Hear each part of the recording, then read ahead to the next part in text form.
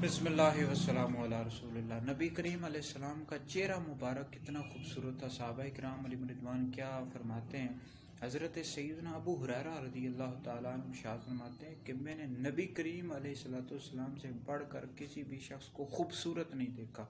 और बुखारी शरीफ की हदीस का मफ़हूम है, हज़रत सैयदना काब बिन मालिक रज़ियल्लाहु ताला अन्हु इरशाद फरमाते हैं कि नबी करीम अलैहिस्सलाम जब किसी बात पर मुस्कुराते थे तो आप अलैहिस्सलाम का चेहरा मुबारक यूँ मालूम होता था गोया कि चाँद का टुकड़ा है।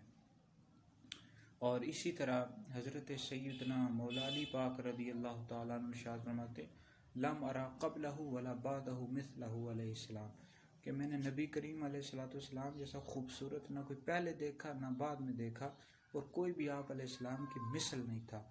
और हज़रत सैयदना हसन बिन साबित रज़ियल्लाहु ताला अन्हु इरशाद फरमाते हैं कि नबी करीम अलैहिस्सलाम जैसा खूबसूरत मेरी आंखों ने नहीं देखा, और किसी भी औरत ने आप अलैहिस्सलाम जैसा कोई भी आज तक बेटा नहीं पैदा किया। तो ये हुज़ूर अलैहिस्सलाम का चेहरा मुबारक था। आप अलैहिस्सलाम इतने ज़्यादा खूबसूरत थे।